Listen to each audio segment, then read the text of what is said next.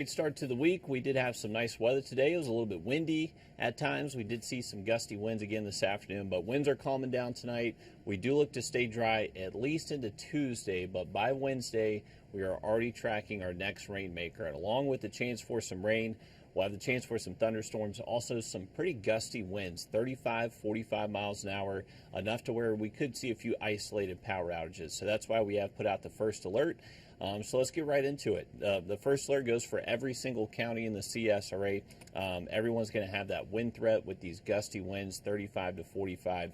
The severe weather threat doesn't necessarily look to be for everybody. We'll kind of fine tune that here in just a second. Looking over the next couple of days, tomorrow should be nice. We'll hang on to plenty of sunshine throughout the afternoon.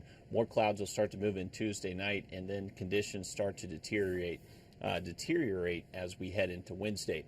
Tomorrow morning is going to be very cold. I don't want to overlook that too quickly. We are expecting mid to upper 20s early Tuesday morning, so make sure you got the good winter gear for the first part of the day.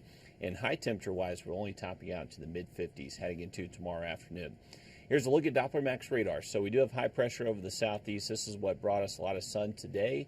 Should continue tomorrow as this high pressure center just kind of centers over the two-state. And then this is going to be our next rainmaker. This is actively moving across the southern Rockies and moving into the western Texas panhandle and going to be tracking our way as we head into Wednesday.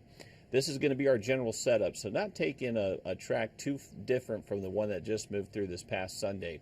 The difference is it does look like there's going to be at least some instability. It looks like that factor with the forecast is going to be limited, though. So I'm not expecting a huge severe weather threat from this system. Looks like it will have to battle a good bit of dry air, so not necessarily the same type of scenario as what we've seen over our past couple of severe weather events.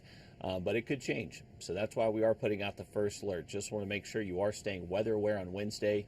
We definitely will see a good line of showers and storms. It's definitely going to bring us some pretty gusty winds.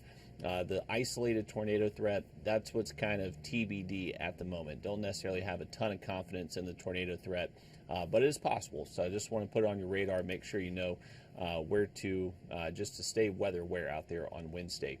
As we head later into our Wednesday evening, that rain's pushing east of us. We're back to dry conditions Thursday and Friday.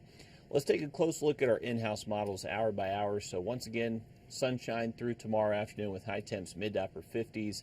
We could see some rain even before daybreak Wednesday, so this is a look ahead between 5 a.m.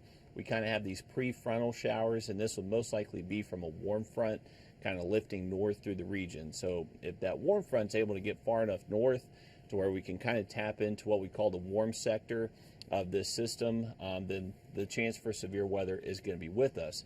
Now, one thing that could help limit our severe weather chances is if this pushes through relatively early into the day. I would say the earlier the system moves in, the less of a chance we'd have for severe storms. So we're kind of hoping that this does move through relatively early, and we just don't really have a time to destabilize and add that instability into our atmosphere. Our in-house model here has definitely been one of the quicker models on how fast this kind of moves in and out. So just kind of on and off showers, downpours, maybe a few rumbles of thunder with this line as it passes through Augusta.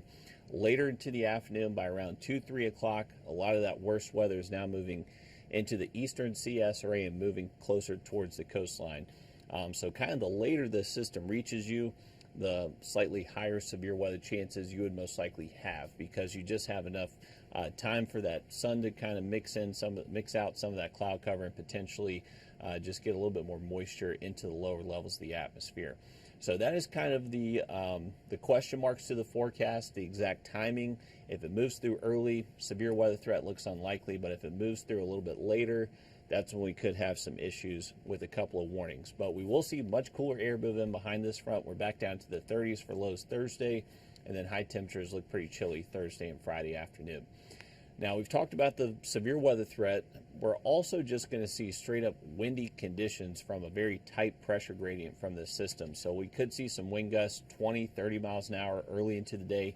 Those will pick up to potentially between 30 and 40 miles an hour later into our Wednesday afternoon. So that's enough to just kind of shift around those high profile vehicles, make sure they have plenty of room on the roadways, and also can't rule out that it knocks down some tinier tree limbs. Those fall on power lines, may lose power for a little bit. Not expecting a lot of power outages, but just highlighting that keep your cell phone charged up Wednesday just in case you do lose power and you have a way to continue receiving those alerts. Here's the severe weather outlook. So this is why we're not really ringing all the alarm bells just yet. It's a marginal risk, level 1 out of 5. Usually with a marginal risk, that means if severe weather does form, it's limited in duration and intensity. So this would be kind of a scenario to where if we get just enough instability to maybe produce a severe warning, it wouldn't necessarily stay severe for a long period of time. It would kind of quickly peak, and then it would run into some drier air and just kind of go through those cycles. We could see them upgrade this, highly dependent on what kind of the latest model guidance says. With the latest updates coming in later tonight, early tomorrow morning, this could change. So that's why we're going ahead and just kind of getting out ahead in front of it, and just issuing that first alert in case the severe weather threat does increase. So Wednesday's our main event for this week. That's when we're going to see the storms and windy conditions. Behind that, we're back to dry weather. Still a little bit breezy Thursday behind this system, but staying dry Thursday, Friday, and Saturday.